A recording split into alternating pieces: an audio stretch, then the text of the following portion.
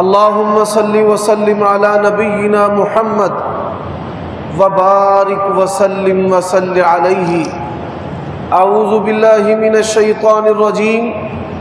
ان الذين آمنوا وعملوا الصالحات كانت لهم جنات الفردوس نزلا خالدين فيها لا يبغون عنها حولا.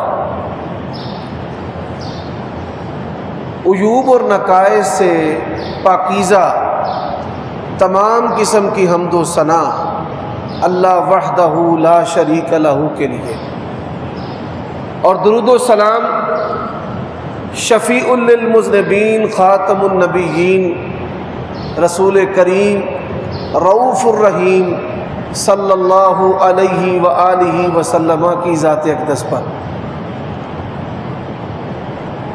اللہ تبارک و تعالیٰ نے ہمیں اپنی بندگی کے لیے پیدا کیا ہے، اور جس کو اللہ تبارک و تعالیٰ پسند کرتا ہے اس کو دین کی سمجھ بھی عطا کرتا ہے اور بندگی کی توفیق بھی عطا کرتا ہے.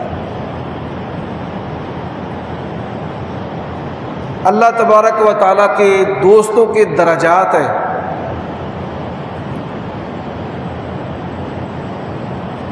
ان درجات میں سے نبی صلی اللہ علیہ وآلہ وسلم نے 7 افراد کے بارے میں بیان کیا ہے کہ قیامت کی ہولناکیوں میں اللہ تبارک و تعالی 7 افراد کو اپنے عرش کا سایہ نصیب کرے گا.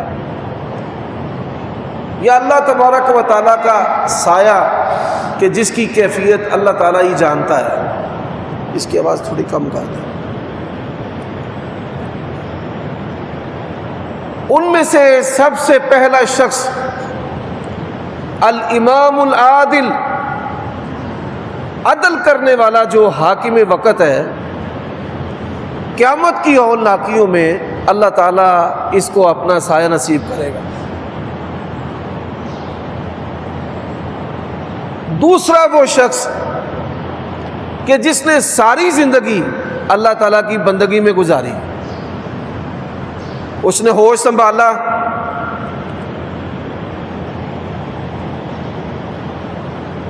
اس کے والدین نے اس کی انگلی پکڑ کر اس کو نماز پڑھنا سکھایا، دین اسلام کے بارے میں بتایا. وہ ساری زندگی اللہ تعالیٰ کے حکموں پر چلتا رہا ہے. تیسرا وہ شخص کہ جس کا دل جو ہے وہ مسجد کے ساتھ لٹکا ہوا ہے کہ کب اذان ہو اور کب میں مسجد میں چلا جاؤں. کیونکہ مومن آدمی کا مسجد کے ساتھ تعلق اس طرح ہی ہے جس طرح مچھلی کا پانی کے ساتھ تعلق ہے.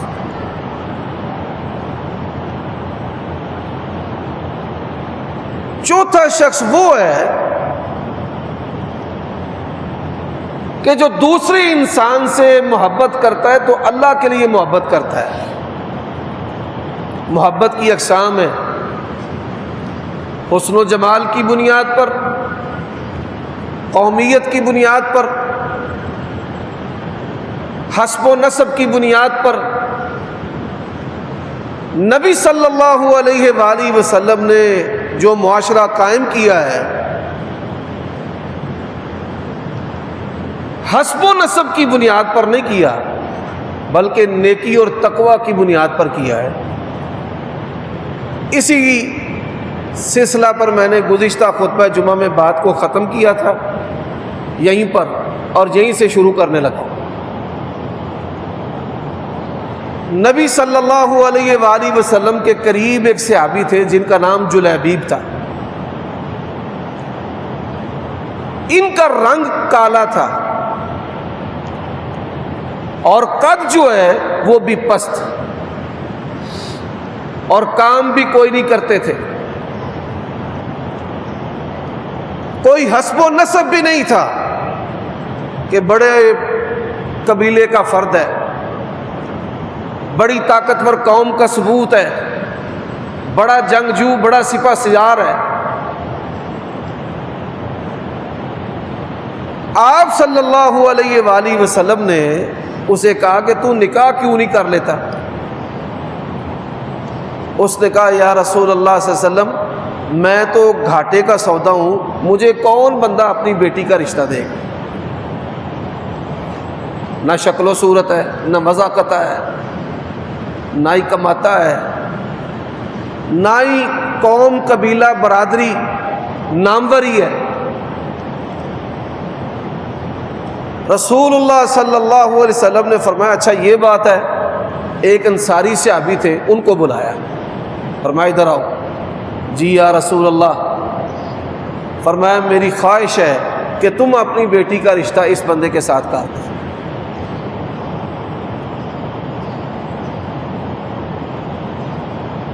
حضرات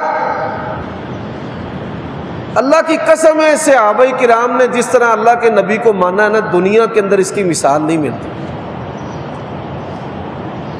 بڑے سے بڑا عقیدت مند ہوتا ہے، کہتا بھائی ٹھہر جا، بیٹیوں تک جانے کی اجازت ہم نے تمہیں نہیں دی۔ اس نے کہا یا رسول اللہ صلی اللہ علیہ وسلم اگر آپ اجازت دیتے ہیں میں لڑکی کی ماں سے مشورہ کر لوں، اگر اجازت دیتے ہیں۔ نبی علیہ الصلوۃ والسلام نے فرمایا بڑی اچھی بات ہے، تو اس کی ماں کے ساتھ جا کر مشورہ کر لے۔ وہ اپنے گھر گیا، اپنی بیوی سے کہنے لگا کہ نبی علیہ الصلوۃ والسلام نے ہماری بیٹی کے لیے ایک رشتہ تجویز کیا ہے۔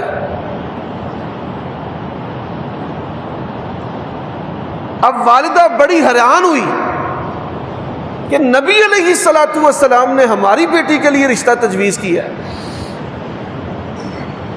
اس نے کہا ہاں، کیا خوبیاں ہیں؟ کام کوئی نہیں کرتا، کیسا سونا جوان ہے، نہ رنگ ہے اور نہ قد ہے۔ اس نے کہا کہ میری بیٹی کو فلاں سردار کا رشتہ آیا، میں نے انکار کر دیا۔ فلاں مالدار کا رشتہ آیا، میں نے انکار کر دیا۔ فلاں حسین و جمیل کا رشتہ آیا، میں نے انکار کر دیا۔ وہ ماں بھی اور ماؤں کی طرح اپنی بیٹی کے لیے ساری خوبیاں ان کا حامل رشتہ چاہتی تھی کہ ساری خوبیاں اس کے اندر پائی جائیں۔ اس نے کہا میں یہ رشتہ نہیں کر سکتی، نبی علیہ الصلوۃ والسلام کو جا کر انکار کر دیا۔ بیٹی جو ہے یہ ساری گفتگو سن رہی تھی۔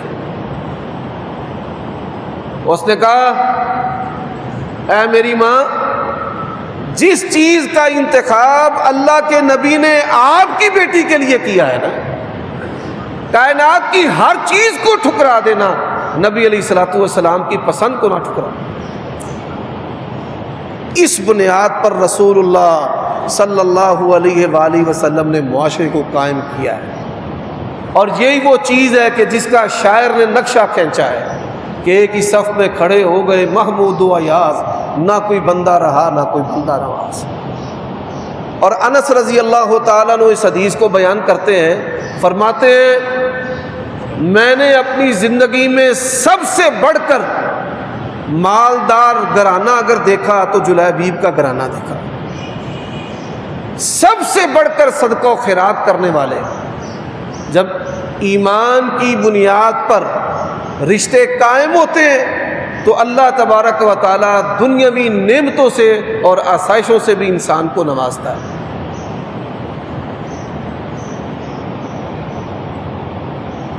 اب پانچویں چیز کیا ہے؟ فرمایا رجل دعته امرأة ذو نسب وجمال قال انی اخاف اللہ۔ پانچواں وہ بندہ قیامت کی ہول ناکیوں میں اللہ تعالیٰ کے سائے میں ہوگا کہ جس بندے کو عورت دعوت گناہ دیتی ہے اور وہ کہتا ہے کہ مجھے کس سے ڈر لگتا ہے؟ اللہ تعالیٰ سے۔ میرے بھائیوں دوستو، مختصر میں باتیں اس حوالے سے کرنا چاہتا ہوں۔ اللہ تعالیٰ اور اس کے رسول نے جتنے بھی گناہ بیان کیے ہیں پہلے مردوں کا ذکر کیا ہے، قتل آیا ہے الحر بالحر والعبد بالعبد والانثى بالانثى، پہلے مرد پھر عورت۔ چوری کا ذکر کیا ہے السارق والسارقة فاقطعوا أيديهما، پہلے چوری کرنے والے مرد کا پھر عورت کا۔ تہمت کا ذکر کیا ہے پہلے مردوں کا والذین یرمون المحصنات الغافلات۔ ایک گناہ ایسا ہے اللہ تعالیٰ نے جس میں ترتیب کو الٹ دیا ہے، اللہ تعالیٰ نے پہلے عورت کا ذکر کیا پھر مرد کا ذکر کیا۔ وہ گناہ کون سا ہے؟ الزانیۃ والزانی فاجلدوا کل واحد منہما 100 جلدہ، کہ اللہ نے بدکار عورت کا پہلے تذکرہ کیا ہے اور پھر اس کے بعد زانی مرد کا ذکر اللہ تعالیٰ نے کیا ہے۔ مفسرین نے لکھا ہے اس کا سبب کیا ہے، وجہ کیا ہے؟ 1000 شخص اگر کسی عورت کو بہکانا چاہے، عورت نہ چاہے تو وہ نہیں بہکا سکتے، لیکن اگر ایک عورت بہکانا چاہے، بڑے بڑے شیخ الحدیث، بڑے بڑے علم والے، بڑے بڑے عابد اور بڑے بڑے زاہد جو ہیں، عورت جو ہے ان کو بہکا کے رکھ دے گی، اور ایسا مکر کہ اس کے مکر سے پہاڑ بھی اپنی جگہ سے سرک جائے۔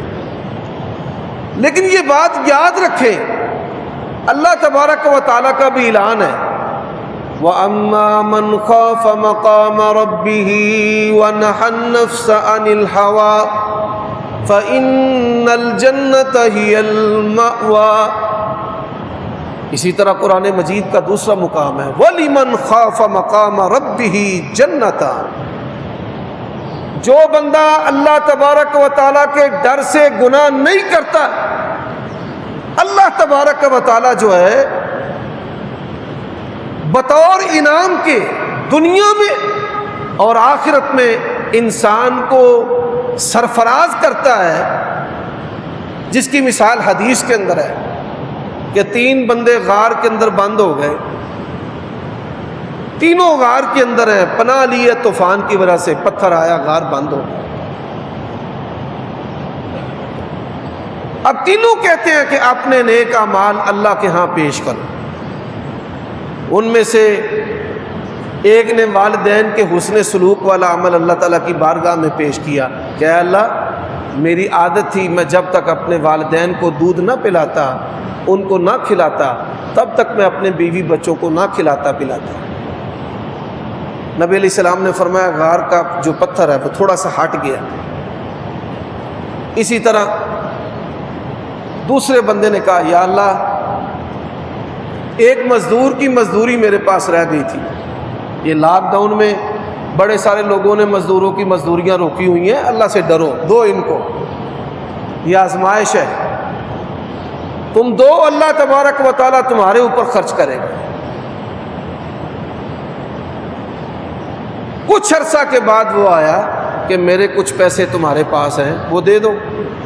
اس نے کہا یہ ریوڑ بھی تیرا، یہ اناج کا ڈھیر بھی تیرا، یا اللہ میں نے اس کے مال اور مال کا جو پروفٹ تھا، منافع تھا، کچھ بھی نہیں رکھا، سارا اس کو دے دیا۔ نبی علیہ الصلوۃ والسلام فرماتے ہیں اللہ تعالیٰ نے مصیبت کو تھوڑا سا اور دور کر دیا، پتھر ہٹا دیا۔ اب تیسرا بندہ کیا کہتا ہے؟ اے اللہ، میں ایک عورت پہ فریفتہ تھا، اس سے گناہ کرنا چاہتا تھا اور وہ مجھے گناہ سے دور رکھنا چاہتی تھی۔ اس نے گناہ سے دور رکھنے کے لیے رقم کی شرط لگائی کہ اتنے پیسے لے کر آؤ۔ دن رات محنت کر کے وہ پیسے لے کر جب میں اس کے قریب ہوا، اتنا قریب کہ جتنا میاں بیوی ہوتے ہیں، تو اس عورت نے کہا اللہ سے ڈر جا۔ کس سے ڈر جا؟ اللہ سے، اللہ سے ڈر جا۔ اے اللہ، میں نے تیرے ڈر سے گناہ نہیں کیا۔ نبی علیہ الصلوۃ والسلام فرماتے ہیں اللہ تعالیٰ نے غار کے منہ سے پتھر کو ہٹا کر کے ان تینوں کو مصیبت سے نجات عطا کر۔ جو بندہ پاک دامن ہے وہ مستجاب الدعوات ہے، جو اللہ کے ڈر سے عورتوں کے فتنے سے بچتا ہے، یقین جانیے کہ اللہ تبارک و تعالیٰ نے اس کے قدموں کے ساتھ برکت رکھی ہے۔ اور فی زمانہ، میں نے رمضان کے اندر بھی یہ حدیث ذکر کی تھی کہ نبی صلی اللہ علیہ وآلہ وسلم نے فرمایا لوگ اعلانیہ فحاشی کریں گے، اللہ ایسی بیماریاں ظاہر کرے گا جو بیماریاں تمہارے آباء و اجداد نے سنی بھی نہیں ہوں۔ اجتماعی توبہ کی ضرورت ہے۔ ہم اس بات کا عزم کریں کہ ہمارے نبی نے ہمیں پاکیزہ زندگی سکھائی ہے اور ہم پاکیزہ زندگی گزاریں۔ ہم نکاح کے لیے رغبت کریں۔ نبی علیہ الصلوۃ والسلام نے فرمایا کہ اللہ تعالیٰ 3 بندوں کی مدد کرتا ہے، ان میں ایک بندہ وہ ہے جو پاک دامنی کے لیے نکاح کرنا چاہتا ہے۔ حضرات، چھٹا آدمی کون ہے؟ نبی علیہ الصلوۃ والسلام نے فرمایا انسان اپنے دائیں ہاتھ سے خرچ کرتا ہے، بائیں کو پتہ ہی نہیں، بائیں کو پتہ ہی نہیں کہ اس نے خرچ کیا کیا ہے۔ میں اور آپ ہم اس بات کا جائزہ لیں کہ کیا زندگی میں ہم نے کبھی کسی آدمی کو صدقہ دیا کہ وہ ہماری شکل نہ پہچان سکا ہو، ہم نے جتائے بغیر دیا ہو، بتائے بغیر دیا ہو۔ یہ بہت بڑا فتنہ ہے کہ انسان اپنی نیکی کو صرف ضائع ہی نہیں کر لیتا بلکہ اس نیکی کو اپنے لیے گناہ بنا دیتا۔ رسول اللہ صلی اللہ علیہ وآلہ وسلم کی حدیث سنیے۔ ایک آدمی نے سنا کہ جو بندہ پوشیدہ خرچ کرتا ہے، صدقہ کرتا ہے، اللہ تبارک و تعالیٰ اس کو جہنم سے آزاد کر دیتا ہے۔ اس نے کہا لا تصدقن فی ہذہ اللیلہ، میں آج رات صدقہ کروں گا۔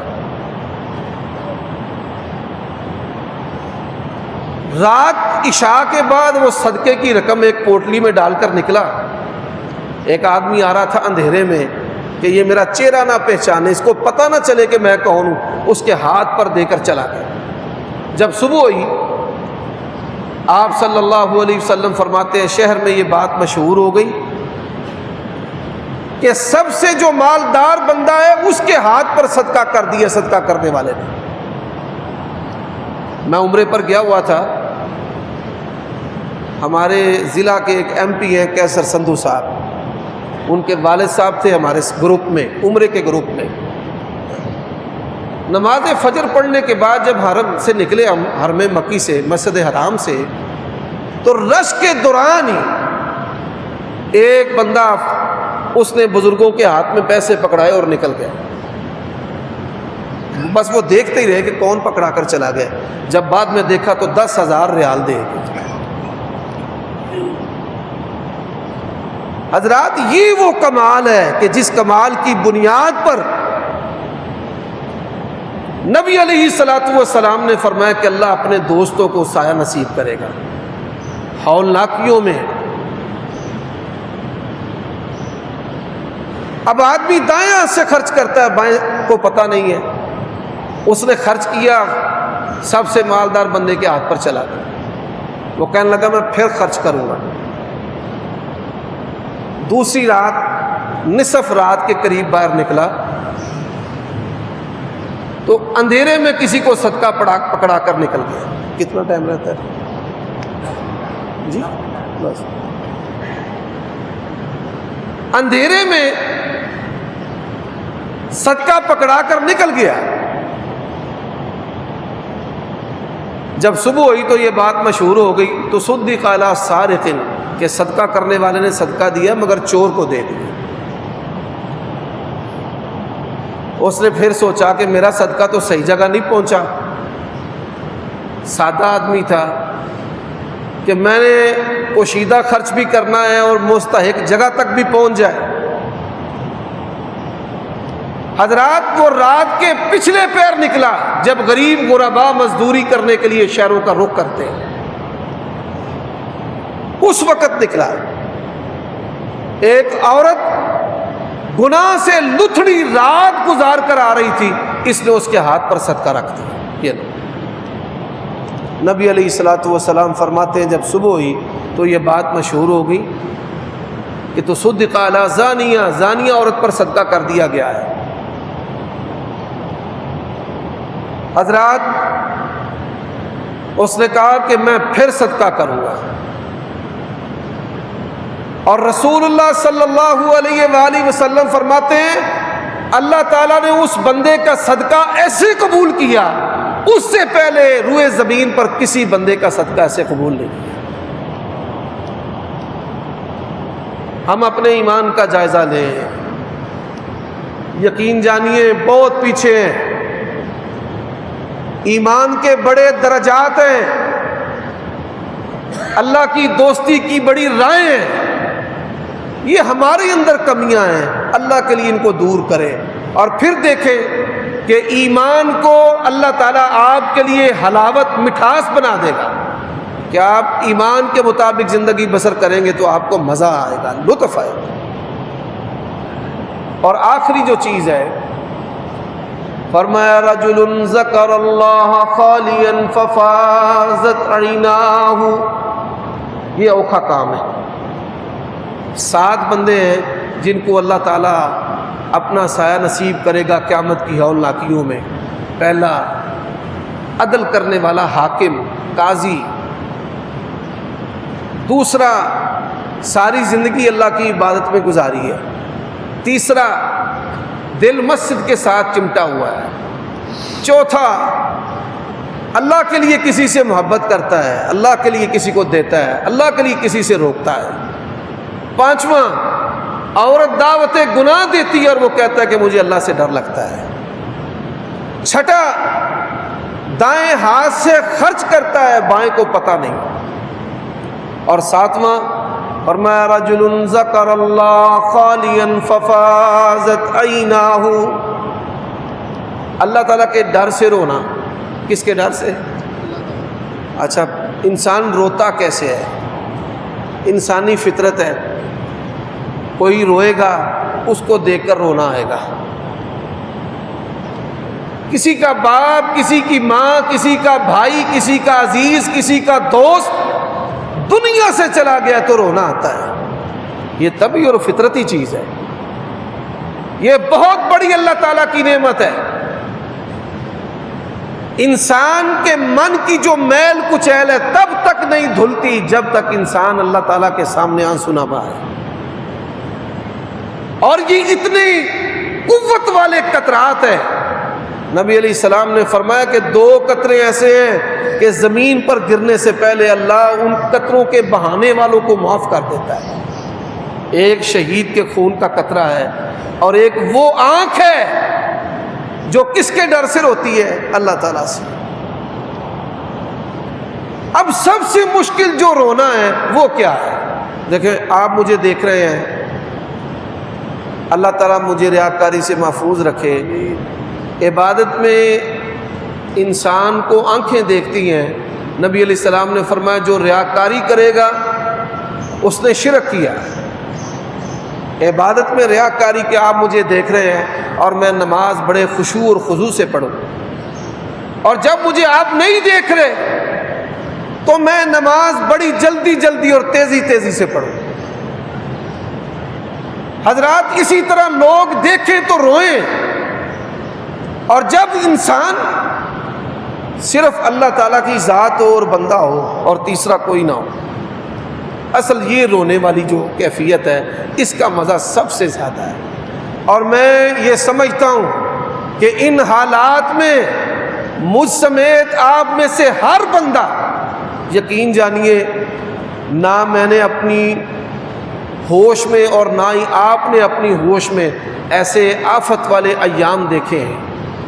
کتنے قریبی اور کتنے پیارے ایسے چہرے کہ جن کی زیارت کے بغیر انسان کا دن نہیں گزرتا، روزانہ ان کی باتیں کانوں میں نہ آئیں انسان کے دل کو چین نہیں آتا۔ آج دیکھیے وہ دنیا سے چلے گئے ہیں۔ یقین جانیے کتنے لوگ بیمار ہیں، کتنے اسپتالوں میں پڑے ہیں، اور ضرورت کس بات کی ہے؟ ضرورت اس بات کی ہے کہ ہم اپنے مالک کے سامنے حاضر ہو جائیں۔ اور اللہ تعالیٰ نے یہی قرآن مجید میں کہا ہے یا ایھا المزمل قم اللیل الا قلیلا نصفہ او انقص منہ قلیلا او زد علیہ ورتل القرآن ترتیلا انا سنلقی علیک قولا ثقیلا۔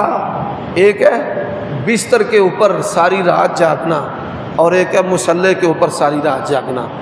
اگر پسند کرتے ہیں کہ بستر پر تکلیف کے ساتھ رات گزارنے کی بجائے میں صحت و عافیت والی زندگی گزاروں تو اپنی رات کے کچھ لمحات مصلی پر گزار کر دیکھیے۔